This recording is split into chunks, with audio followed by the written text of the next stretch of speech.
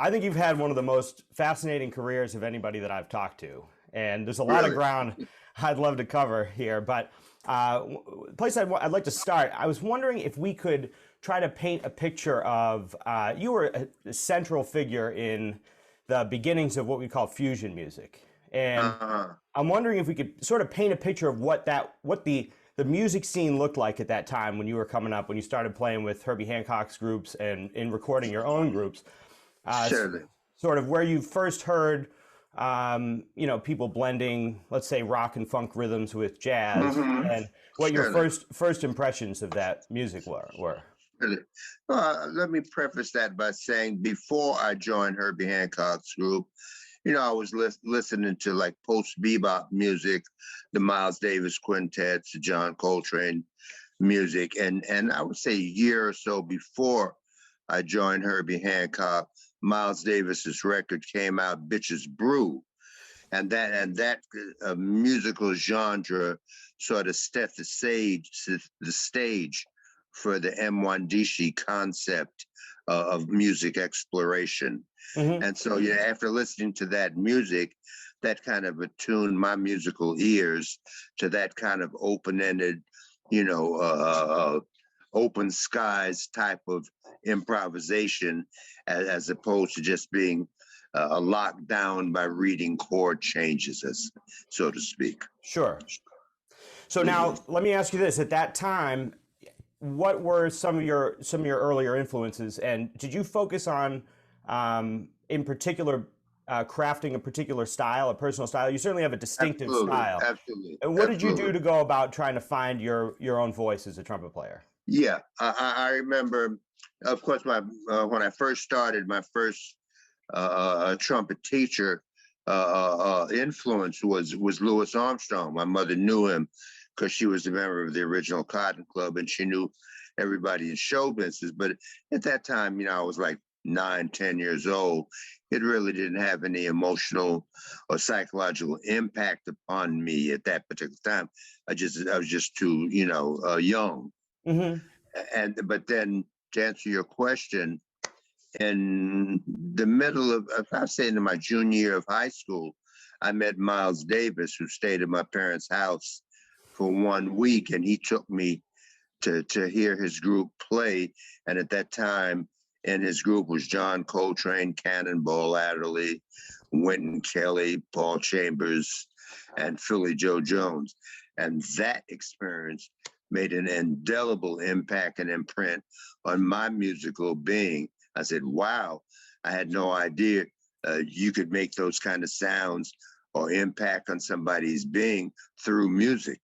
Mm. And so from that point on, I was on the trail of following the so-called Miles Davis style, as if Miles Davis just dropped out of the sky from nowhere. But everybody is a derivative of the people that came before him.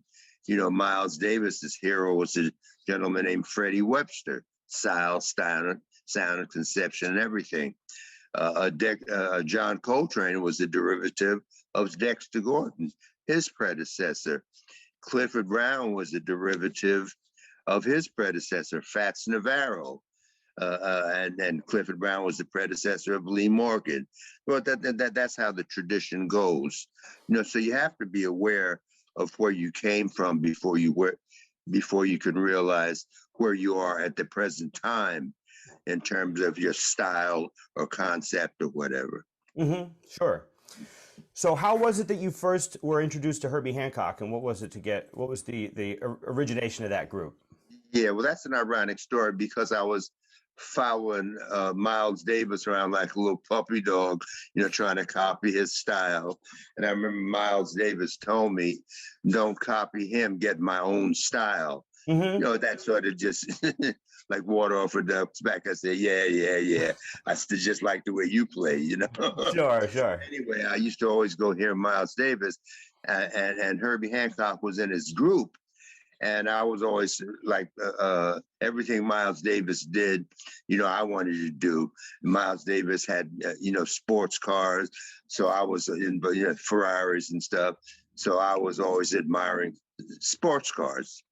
And so I would always just talk to Herbie Hancock about sports cars when I would go see Miles. And we never even talked about music. I don't even think he knew I played. Oh And wow. so one time, this is about 1968 or 69, Herbie Hancock came through San Francisco. And at that time, I was doing my residency in psychiatry. You know, I'd already finished medical school. And Herbie Hancock needed a trumpet player for that 1 week. So somebody recommended me. And he said, oh, no, he's a doctor. You know, he's not a musician. And so I told him, I said, well, just give me one chance. So he didn't know that I had been listening to his music for years. So he had a little skeleton rehearsed. You know, since I went to the San Francisco Conservatory of Music, I could read well, blah, blah, blah, musically. And so he had a rehearsal, put the music up there. I knew all the music anyway by heart, just from listening to the music on record, but he didn't know that. So after the rehearsal, Herbie says to me, oh, you read well. I said, oh, thanks. You know, I was looking at, I could read the music, but I wasn't even looking at it. I just knew it. And so we played for 1 week. That's all he hired me for. And everybody was going to go back to New York. And he just said, you know, thanks, you sounded good. And I was disappointed. I wanted to be in, I'd never played with people of that caliber before musically. And I said, oh my God. So I told Billy Hart, who was the drummer in the band, you know, Herbie didn't ask me to join the band. He said, well, why don't you just go propose to him, say you want to be in the band? So I went to Herbie and says, man, I sure would love to be in this band. And he thought for about 3 seconds and said, okay, just like that. That's pretty good. You know, Yeah. and that signature of okay changed the whole trajectory and direction of my life. It opened up doors that I never even knew were possible, to brought me up to a higher echelon of being around people who I looked up to all my life as my heroes. Because I played with Herbie Hancock. They just took it for granted. You know, I had arrived. So I didn't have to go up through the trenches and auditions and all that stuff. They said, well, you played with Herbie Hancock. Your credentials must be ordered. That included people like Art Blakey, Elvin Jones, McCoy Tyner, Joe Henderson, Jackie McLean, on and on and on. And so that, by Herbie saying, okay, changed my whole life. And that was over a half a century ago. And it really, you know, just changed everything for me, and allowed me to be at a place where I'd always dreamed of being. Oh, that's amazing. Yeah, it's unbelievable. It's just, I'm still living the dream. Sure. Yeah. So let me ask you this, because this is a really fascinating part of your trajectory, is your parents were in the arts and you grew up Yes. playing trumpet. And then at a certain point, you decided that you'd like to pursue medicine, and you got that's a funny story, because my stepfather was a doctor. My real father, who was in show business, he was in a group called the Charioteers, which was the #1 singing group, Black singing group in America, over and above the Ink Spots and Mills Brothers. In fact, the Charioteers did 2 records and had Frank Sinatra as their guest singer with them. And plus they were on the Bing Crosby show 5 days a week in the early 1940s or mid 1940s in LA. And but he unfortunately died when I was 9 years old. And my mother remarried this doctor in San Francisco in 1954. And he was the most prominent Black doctor in San Francisco. And he was the doctor to all the famous, he loved jazz, and he was to all the iconic jazz stars at that time, like Billie Holiday, Duke Ellington, Miles Davis, Coltrane. You know, he was the doctor to all of them. And so he always advocated that I should be a doctor so I could make a good living. I really just wanted to play music. That was in my blood, since my mother was in show business in the original Cotton Club. and she was a dancer. And her roommate was Billie Holiday. She was a dance partner to Bojangles, Bill Robinson. Her best friend was Lena Horne, you know, and I used to see all these iconic people when I was growing up. I just thought they were just ordinary people walking down the street. I had no idea that the stature they held around the world. You know, so to answer your question in terms of me changing my trajectory, it wasn't really that I wanted to change my trajectory, but my stepfather and I, we did not get along that much, to tell you the truth. And so he wanted me to be a doctor, and he made a statement to my mother that I was not as smart as him, that I wasn't intelligent enough to be a doctor like him. I was going to be a bum on the waterfront. So that just made me mad. I said, oh, yeah, watch. So I went out of my way to go to school and become a doctor and study very diligently to prove him wrong. Sure. That's something else. That was my motivation to become a doctor, not because I was really had a lifelong desire to go into medicine. It was just a challenge that he made to me, and he challenged the wrong person. It seems like it. Yeah. Was there something about psychiatry in particular that drew you to that field? Pardon me? Was there something about psychiatry in particular that drew you towards that field? Well, that's a very interesting question, because, you know, after I finished medical school, I had the option of either, you know, I went to medical school and finished over a challenge that I couldn't do it, right? Yeah. So I finished. I was still playing music the whole time going through it. That's how I put myself through medical school. And I realized as more I was in medical school, the more my heart was drawn towards music, to tell you the truth, even though I finished medical school. So at the end of medical school, I had a choice of opening up a practice or going to a residency, right? And so if I went into surgery, gynecology, pediatrics, pathology, all the different, you know, specialties, that would have been, and each one of those specialties, you had to be on call every other night for 4 years. I said, oh my God.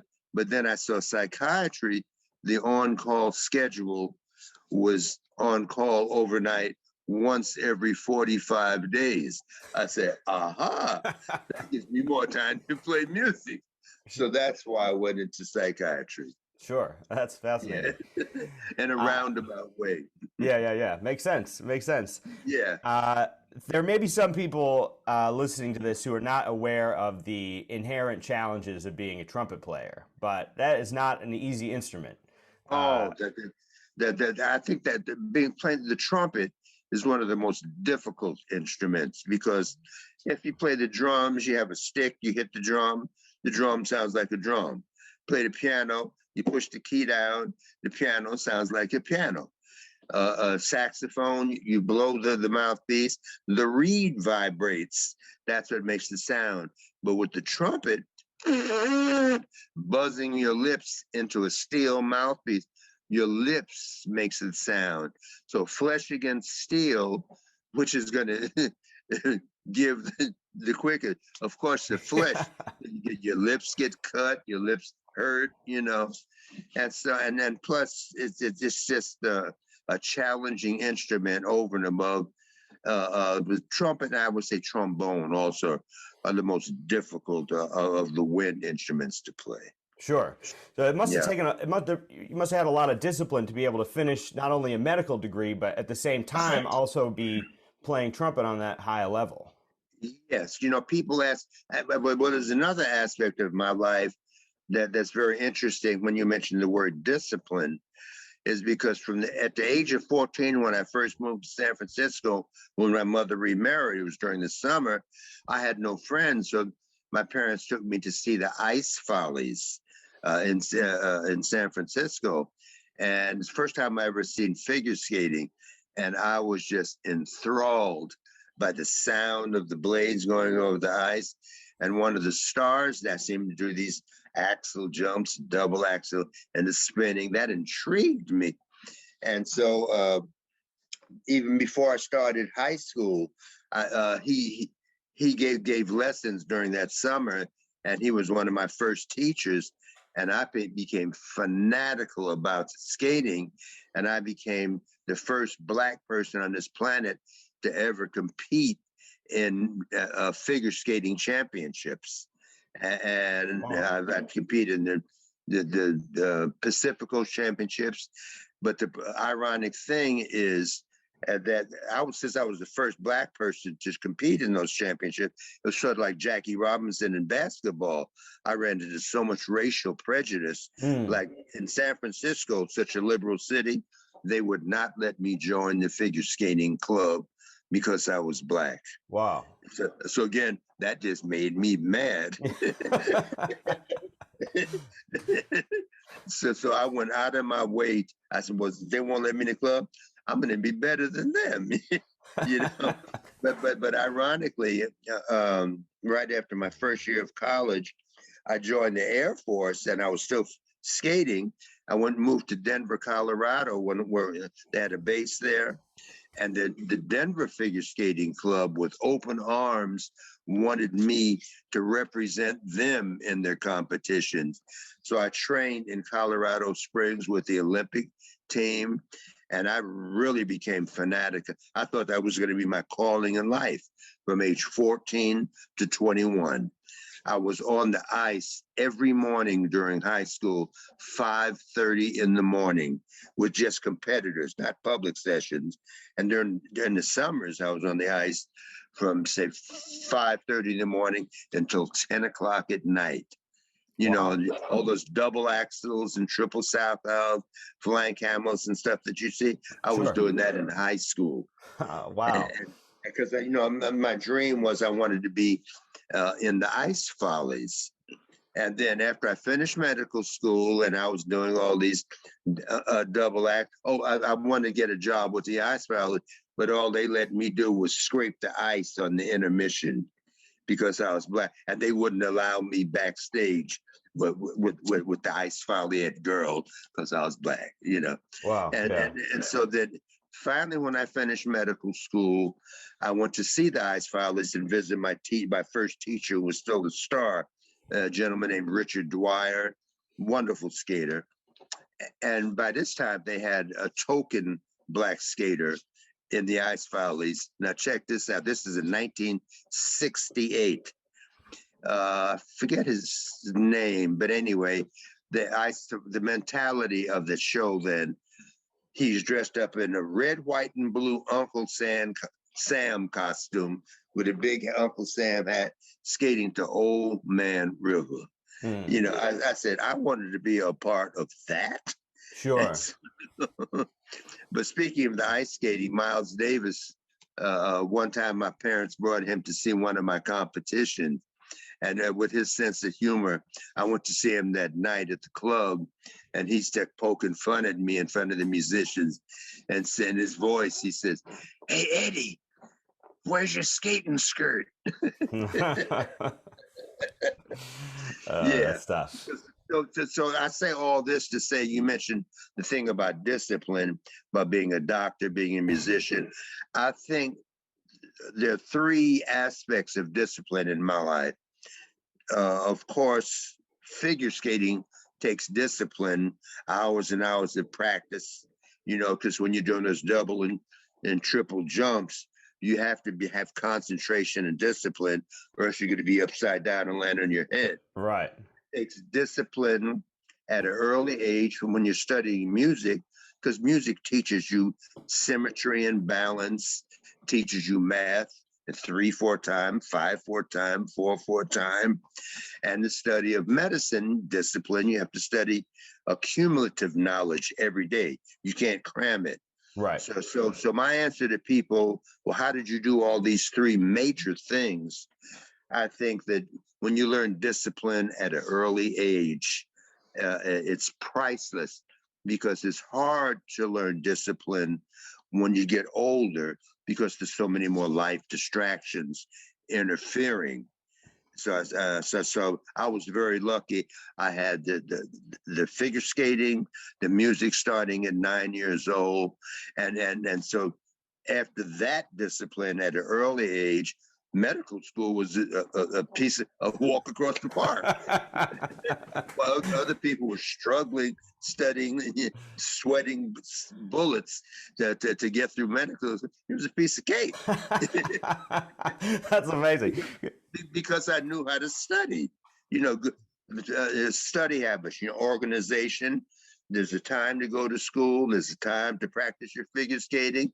There's a prime time to study after school, and then there's a time to go out at night. Because I would go out every night. I never missed a class in my life, but I would go out every night after school and after studying and playing music. And all the other medical students said, "Ooh, you're going to flunk out. You're going to jazz club." But I went to school every day. I wouldn't see these guys for 2 and 3 months. They'd be out partying. I never went to a party in college or medical school. I was so disciplined, figure skating early in the morning, always going to class, come right home from class, study, and then every night going out trying to execute, learning how to play quote unquote jazz. Sure. And so that kept my mind and my schedule busy. And these other guys who said I was going to flunk out, they flunked out. They didn't go to class. Wow, that's amazing. That's Yeah. I think that's really important, that idea that if you start off with that kind of regimented discipline, that carries on with you for the rest of your life. For the rest of your life. For the rest of your life. And Yeah. You have to start that at an early age where it becomes second nature to your being. Mhm. You just can't acquire it later because you got to pay the rent, you got to get the car fixed, you got to go buy groceries. You know, you Sure. can't acquire discipline later. Yeah. So now here we are, you know, many decades later, and you've been playing trumpet on, you know, such a high level for this amount of time. Are there certain things that you do? Do you have a daily routine that you maintain that kind of discipline, or a particular schedule that allows you to maintain, you know, on the trumpet? Well, you know, when I was younger, I used to physically practice the trumpet, you know, hours and hours a day. I don't practice as much as I used to physically, you know, technically, you know, moving my fingers and going through the exercise. But what I do is buzz. I'm always thinking about it mentally, you know, and I think that mental activity, going over the scales in my head. If I'm driving down the street, I'm thinking about going through the scales in every key, you know. But always, even when I'm watching TV, presently, I have the mouthpiece buzzing my lips just to keep the muscles in tune. Mm-hmm. You know, so because just like a bodybuilder, if he's not doing at least the isometrics, you know, the muscles get flaccid. Mm-hmm. Now, the thing that, like I said before, that makes the sound in the trumpet buzzing your lips. So you have to keep these muscles around here toned, and just buzzing that mouthpiece keeps, it's called them chops, you know, keep your chops up, you know. So even if I'm not actively playing, it takes me a day or two if I have a gig, and then I get right back to where I left off. Sure. All right, Yeah. so we'll go back in time for a minute. I want to cover some more of the sort of the beginnings of, you know, when you were playing with Herbie and some of your albums in the 70s. Yeah. What was well, first of all, so you were influenced by Miles Davis and the electric music that he was making, and then shortly thereafter, you're right in the middle of all of this, playing this music. What was the response? What was the response that you got from, let's say, the jazz audience or the public at large around that time? You know, everybody switching to playing electric instruments and some of the effects that were being used, and then some of those rhythms that you were then applying to that music. Well, let me backtrack a little bit. Sure. When I first became enthralled with Miles Davis, I was trying to copy his musical genre that he was playing in at that time. This was like in the early 60s to late 60s, where he was playing tunes like If I Were a Bell, Green Dolphin Street, and, you know, standard tunes. And then near the end of the 60s, when he started changing to the electric, and then but I was always trying to play bebop or post bebop up to the time I joined Herbie. Even when I first joined Herbie, it was just acoustic instruments. There was the only person who was playing electric was Herbie on electric piano.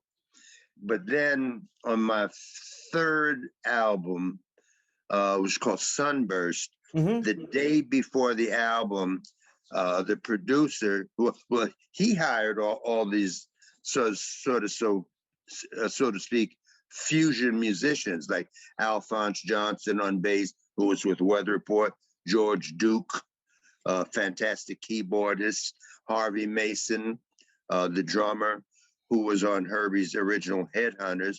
He hired those musicians. I knew them, but I'd never played with them. And then the producer bought, through the record company budget, got me a wah-wah pedal, Echoplex, and a phase shifter. Mm-hmm. I had not been playing those until the day before the record. Wow. So when I got to, I was like a little kid in the candy store. Wow, wow, wow. And by beginner's luck, it all hooked up with the rhythm track. It sounded like I knew what I was doing. It was total beginner's luck. That's amazing. Yeah. And then after a while, I beginning to, to really dig the Echoplex with the big, wide, cosmic sound. And I would bring my Echoplex to jam sessions, playing bebop and thinking to myself, oh, Eddie, you sure have a big sound, to myself, and accidentally somebody knocked the plug out of the wall. My sound cut off. I said, oh shit. So I gave all my electrical equipment away. I said, I'm gonna get my own sound back again. Oh, sure. Because you felt like it was like a crutch or something. You were relying on that. Because I was kind of leaning on it, Mm-hmm, sure. to make an artificial sound. It sounded great, but only once after that, after I started to get my own personal sound together, then that's icing on the cake. Sure. But right. While I was doing it, I loved it. Yeah. Well, it certainly adds such a texture to that music. I mean, Sunburst in particular, all that. But I was going to ask you if it was if you're controlling all that as you go, the effects were under your control. You're doing it live in the studio. What were those recording sessions like? In particular, Sunburst, or perhaps like some of those recordings that you were doing in the early '70s under your name. What were the recording sessions like? Well, nowadays recording sessions, you have like maybe to do a whole album, 6 hours. Sure. And those days, the albums that I mentioned, we recorded 12 hours a day, 7 days a week for a month. Whoa. Big budgets, $100,000, which is unheard of for the quote unquote jazz record. They called it under the jazz canopy at that time. Uh-huh. So for the first week, 12 hours a day, 7 days a week, we did just the basic tracks. The second week, 12 hours a day, 7 days a week, we did the editing. Mm-hmm. That's the second week. The third week, 12 hours a day, 7 days a week, we did the overdubbing, splicing and overdubbing, doing the solos, piecing them together, so it sounded seamless. And the fourth week, 7 days a week, 12 hours a day, doing the mixing.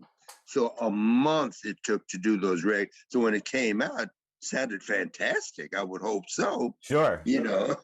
And even though a lot of those solos, it sounds like it just rolled off my tongue.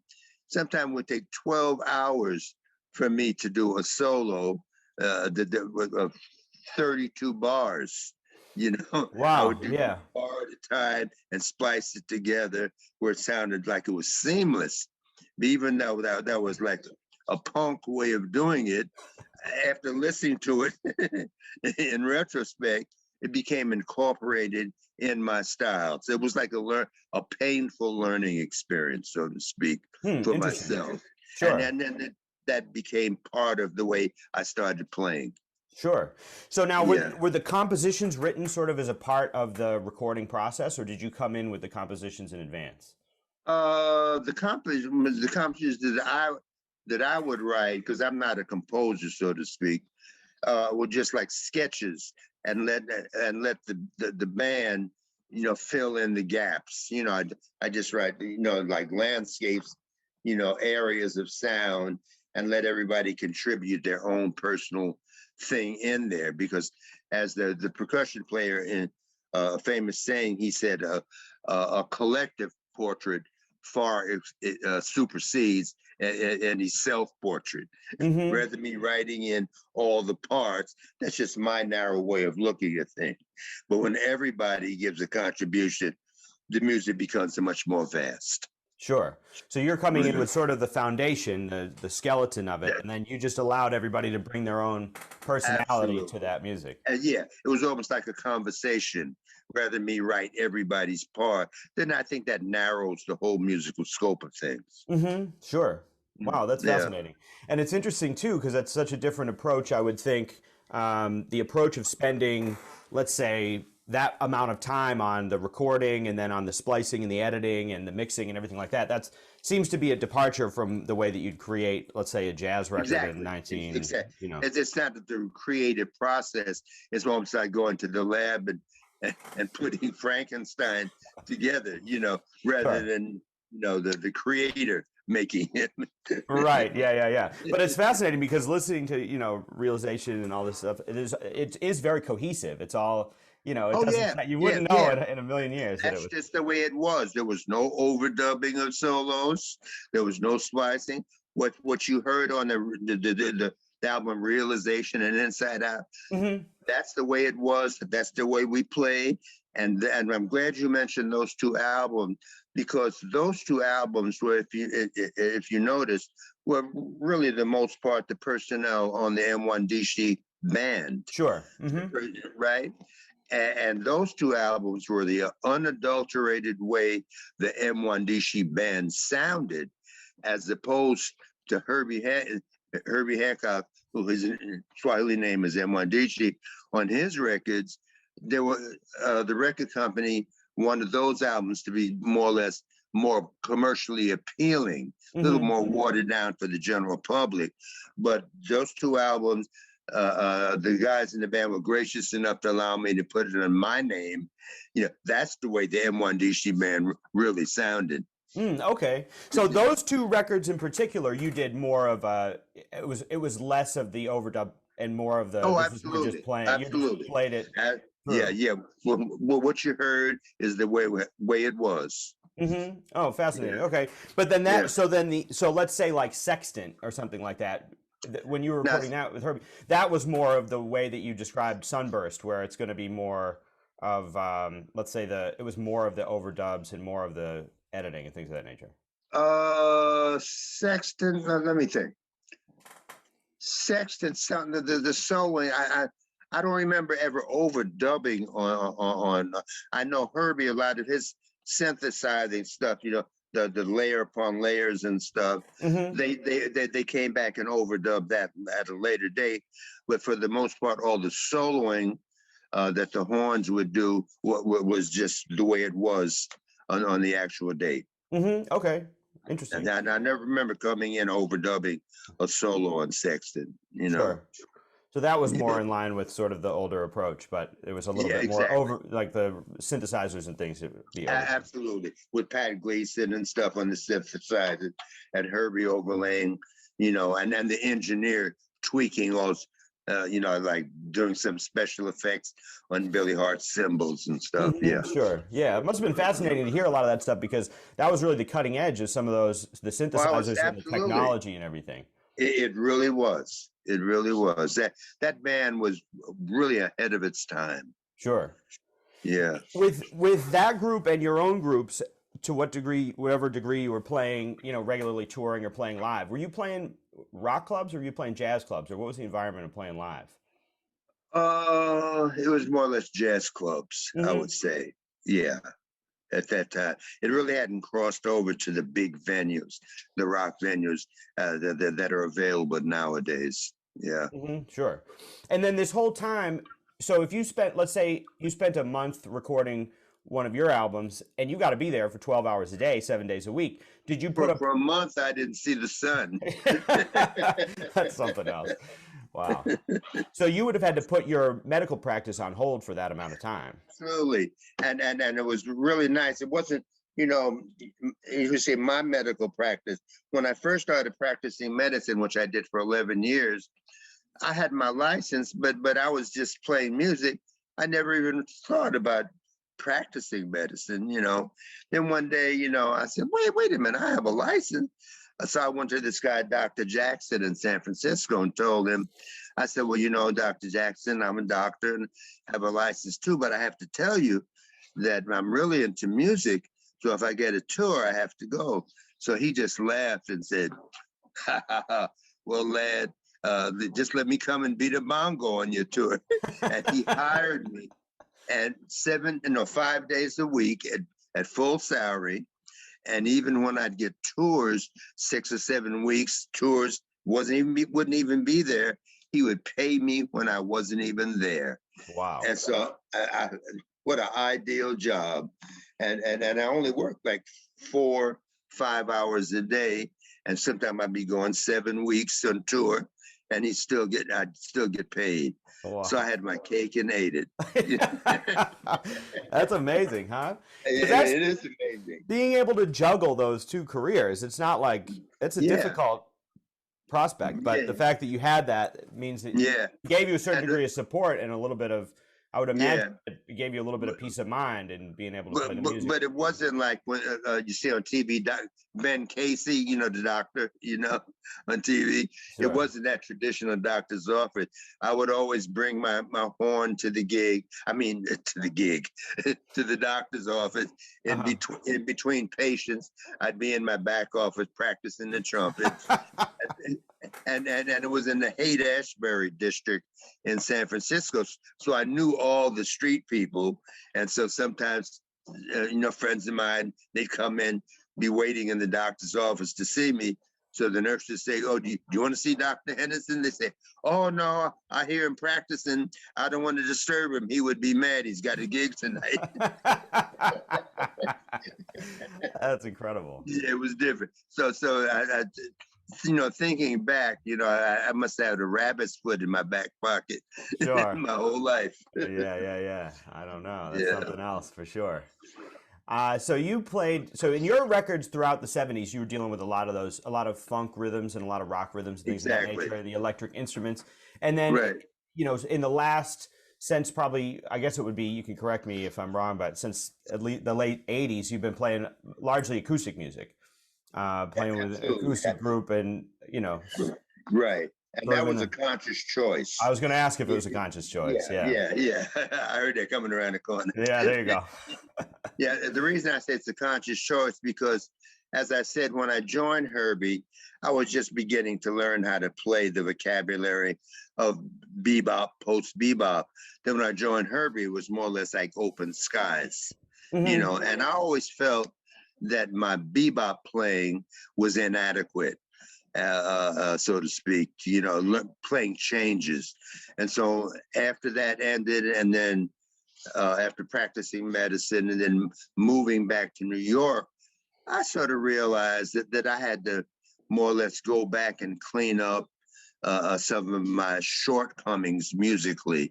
And that's why I made a conscious choice to go back and clean it and then change my repertoire and increase my vocabulary in other areas that I was lacking. That's why when you listen to the records from the late 80s on up to the present, you see I changed from the electronics to wah-wahs and stuff to more acoustic, and then playing a different vocabulary in terms of repertoire. Sure. What did you do when you realized that you wanted to try to, let's say, enhance your bebop playing or build that up or clean it up? What was the process involved in doing that? Well, I'm glad you asked that. It's a good question. By moving to New York, you know, it gave me, because prior to that, I was living in San Francisco, quite good musician, but after moving to New York, such a wealth of different styles of music and such a vast multitude of players with different levels of proficiency. A lot, I would just go out and listen to different people and take mental notes and sitting in with it, asking questions, and going. I'd hear something somebody would play and go home and practice it, and then so sort of like piecemeal put things together in my mind's eye.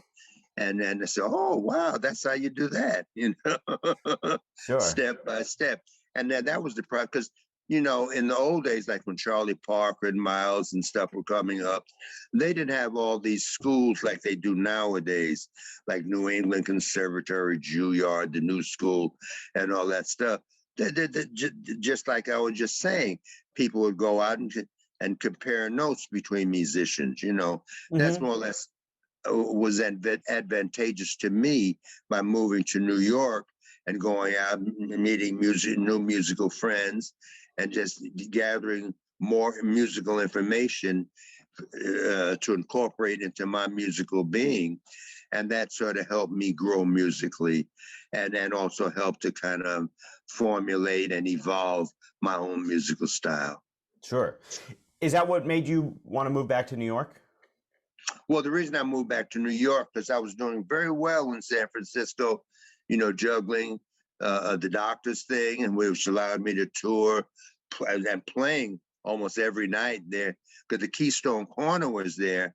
And when people like Art Blakey, McCoy, Tyner, Elvin Jones, Roy Hayes would come through town, Joe Henderson, they'd all hire me. So I didn't have to move to New York. So right at the time when I moved to New York, the Keystone just closed. They just closed down for financial reasons, and San Francisco dried up. And then also at the same time, my mother got sick in New York and called me and asked if could I come there and help her. So I quit the doctor's office, and I have not practiced medicine since then, and moved to help, mommy. Sure. And everything just as soon as I moved to New York, everybody knew me. And so things just took off and I, started working immediately and hasn't stopped since then.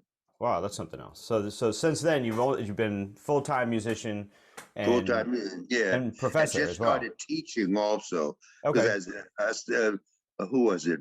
First, Long Island University called me. Pete Yellen, the alto player who unfortunately passed a few years back. He asked me, would I like to be I'd never taught before. I said, okay, sure. And then all of a sudden the new school asked me to start teaching there. I said, okay, why not? And then I never applied to Juilliard to teach.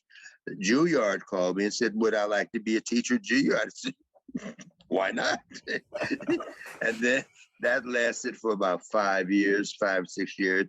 And then presently I've been teaching at Oberlin College in Ohio for the last 8 years, and I'm the only trumpet teacher in the jazz department, and that's really my staple diet at present in terms of, I just travel there once a week, usually go on Tuesday morning and come back to New York on Wednesday. And so by that being my staple income, it allows me to pick and choose the gigs that I want to do. Sure. And that gives you a little freedom to be able to play the music that you want to play without. Exactly.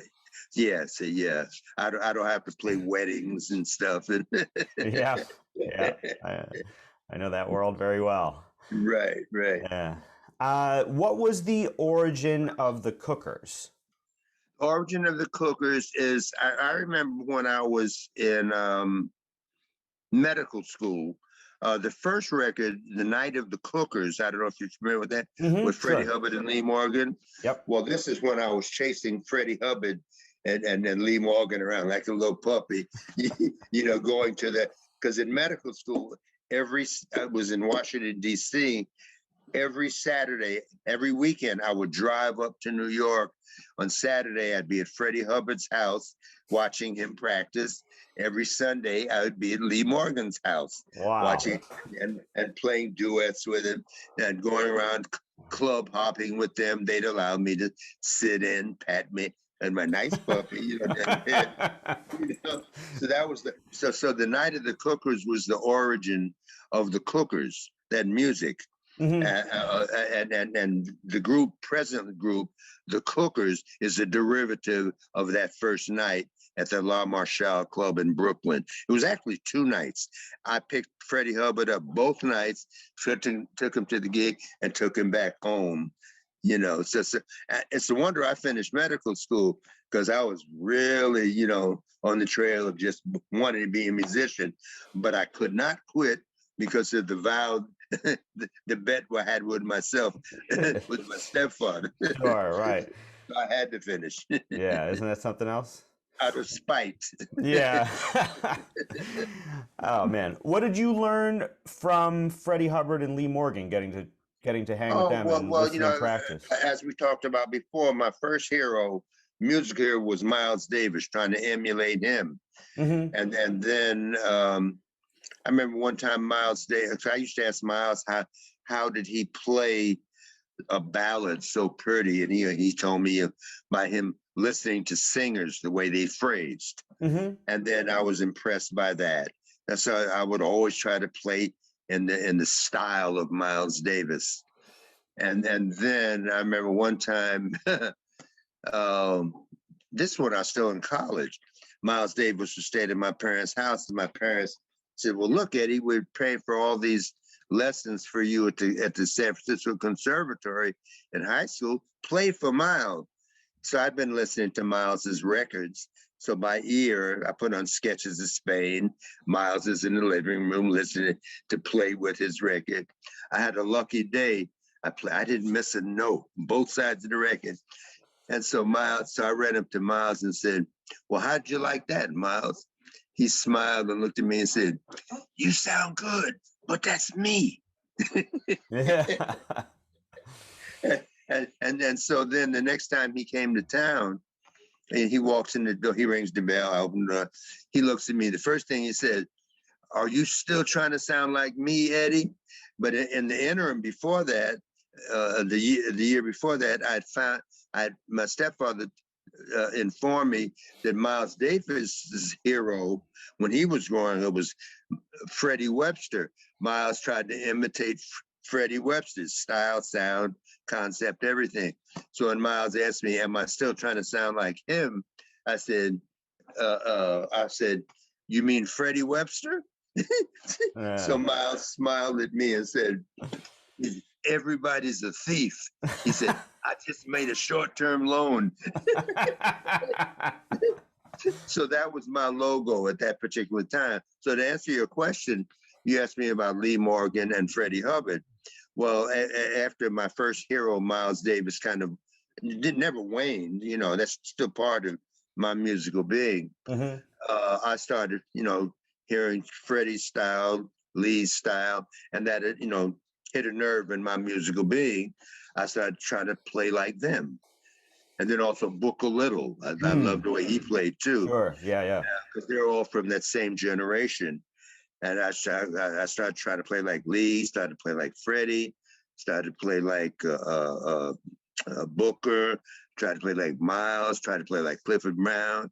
So nowadays people come up to me and said, and I would like steal phrases from each one of those people that I admired, and it became part of my musical sound or projection.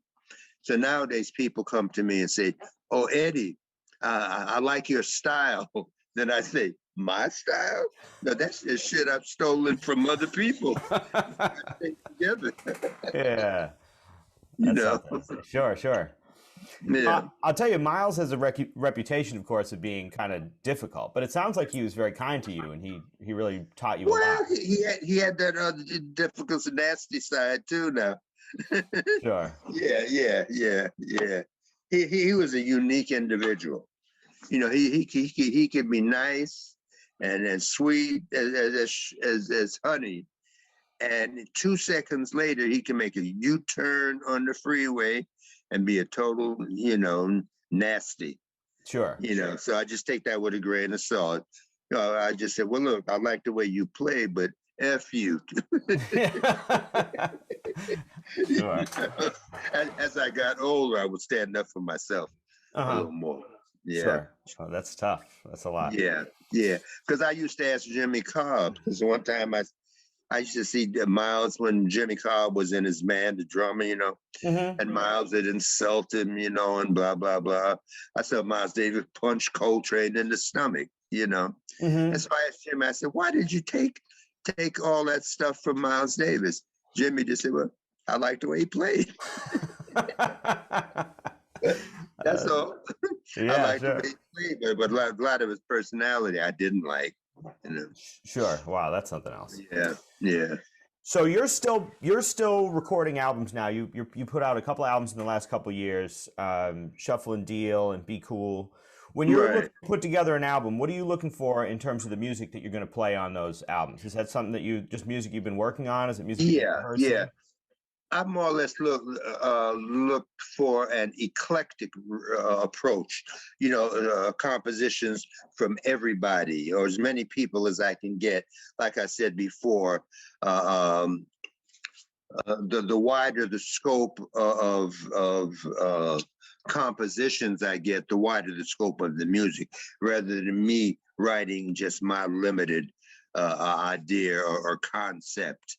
So, Mm, so and use my wife, which is a great Natsuko Henderson, great composer. The last 3 or 4 albums, she always has a composition on there. My daughter also, who is the head of the music department at Oakland High School of the Performing Arts. The last few albums, she's written a composition, and I always ask everybody on the day to submit a composition, and then once I get all those inputs, then I see which compositions will make a cohesive concept. I just don't want a shotgun approach. I want all the compositions to sort of be a concept for that particular album. sure. Do you choose the pieces that you're going to put on the album, or do you record them first and then decide, okay, these will work. This is going to make a more cohesive sounding album. Absolutely, absolutely.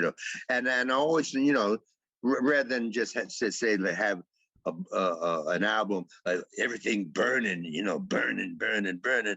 No, that's lopsided. I want to have tension and release, Hmm. so the album breathes. I want Sure. to have some beautiful ballads. I always want to get a ballad in there that most people have not heard. Some from a long time ago, some beautiful ballads. So, oh wow, I remember that from a long time ago, and put my interpretation on it. I like to have different tempos in there, also.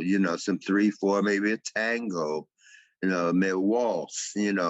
So the album has much more wider musical scope than just everything jazz out, burning, burning. No, it's not about that.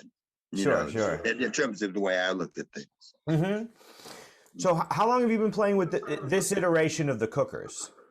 I've been in that band now for about 16, 17 years. And everybody in that band is a leader in their own right, have their Hmm. own bands. And it's more than a notion to have, 4 horns and a rhythm section, to pull everybody's itinerary together to play allegiance to when we get tours, to have that as the first priority. And well, if they get other concerts, to subordinate those other concerts and play and pledge allegiance to the Cookers. So it's really, because not many bands have been together that long, Sure. of journeyman musicians. No doubt. Yeah, yeah, yeah. And people who are all Yeah. leading their own groups. So it's got to be tricky to keep that Oh yeah, together yeah. with that reason. But But is it's certainly worthwhile. sure, yeah, yeah, yeah. Those records are amazing. They sound great. It's Oh, beautiful, thank you. beautiful arrangement. The playing is all amazing. Oh, thank you, my friend. And is that the same? So is that a continuation from what you were talking about, hanging out with Freddie Hubbard and Lee Morgan in that Yeah. particular concert? That's a continuation of that same. So yeah, because that was the original prototype, the Night of the Cookers, Right. and that kind of concept of getting together with powerful musicians playing creatively, every night. Because every night, you come to the gig, somebody's going to rise to the occasion and surprise you, and it's amazing when everybody's creative juices are flowing at once. It's it's astounding. Sure. That's amazing. Yeah.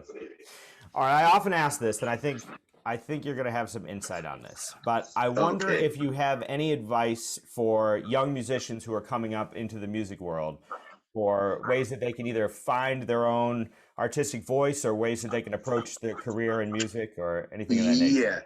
Yeah, that's really a wide open question.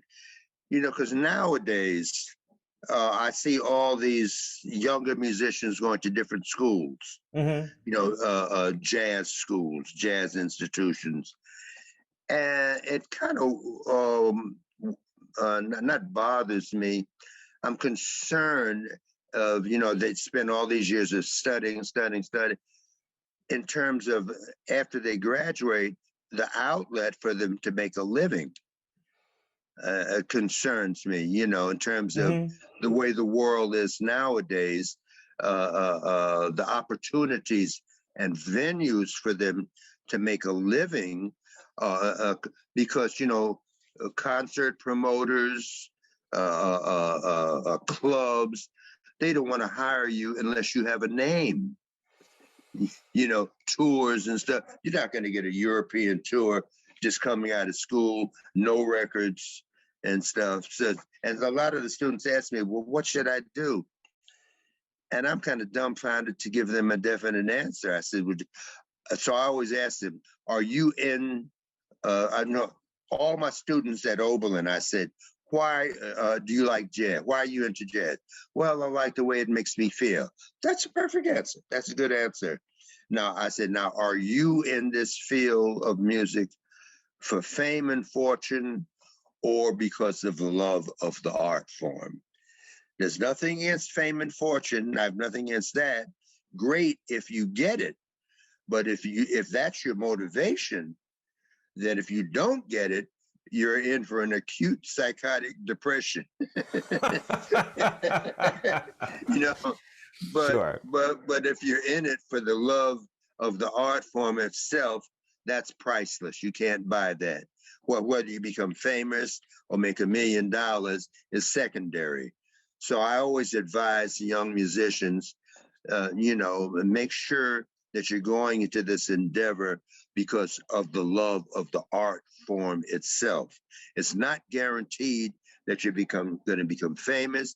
It's not going to guaranteed that you're going to become rich.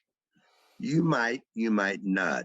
But the main primary goal, I think, to enrich your soul is for the love of the art form itself. Yeah, I think that's great advice. Yeah. So what's next for you? Do you have anything on the that you're trying, a new record that you're trying to put together, or what do you see in your the Cookers future? just did one that's I think has come out just recently, or maybe in the last week it already came out. But for me personally, I'm supposed to do another record for Smoke Records within the next 3 months or so. I have some ideas yet. I always wait till a couple of months beforehand before I write something. I'm gonna ask my wife to write something. I'm gonna ask my daughter again, and just put out some feelers. And I've been thinking about it. I haven't congealed the concept yet, but it's probably a continuation. It's not going to be any drastic changes, I don't think. A lot of people, even the record company, Smoke Records, has alluded, well, Eddie, why don't you do another electronic record like you did on Sunburst? That's crossed my mind, too. I might incorporate that with some of the stuff I've been doing and add some phase shifter or something just for a different sound, but whatever, it's going to be something new, something different. Sure. Great. Well, I'll be looking forward to hearing it whenever it comes out. Yeah, me too. Great. Yeah. All right. Well, Dr. Henderson, this has been really great. I really appreciate you taking the time to sit down with me and give some of your insight on the music. This has been fun. All right, great. Thank you very much. Yeah, I appreciate it. Thank you too. Look forward to next time. All right, gang. Well, thank you once again for joining me for a an exciting and insightful and enlightening episode of Jazztopia. Huge thanks to Dr. Eddie Henderson for joining me on the show this week. It was really amazing to get to talk to him and to learn a little bit about the world of music that he came up in and his insight into the music and get some of his advice. And it was really amazing. All right, well, if you'd like to stay up to date with the program, you can find us on SoundCloud at soundcloud.com/Jazztopia podcast. You can also find us on Facebook. We got a new Instagram page, Jazztopia, and you can also follow me, Bobby Spellman, on Instagram at Bob Spellman, or on Facebook or any of the other places. We also have a YouTube page now where we're going to be putting up all of the interviews in video format, so you can be sure to go over there and check out our YouTube page and follow us there for some new shows coming out. We've got some new shows coming up. I'm excited. We're going to have some fun. All right. And if you'd like to check out some new music coming out, you can check out Dr. Eddie Henderson's new record from 2020, Shuffle and Deal, as well as the brand new Cookers record, Look Out. And be sure to purchase the albums and support the artists, all right? That's the best way you can support the artists, to buy a copy of the album. It always is a big help. All right, gang. Thanks again for joining me. Stick around next week, and we'll have some more great conversations with musicians in the world of jazz and improvisation. All right. Take care, gang. See ya.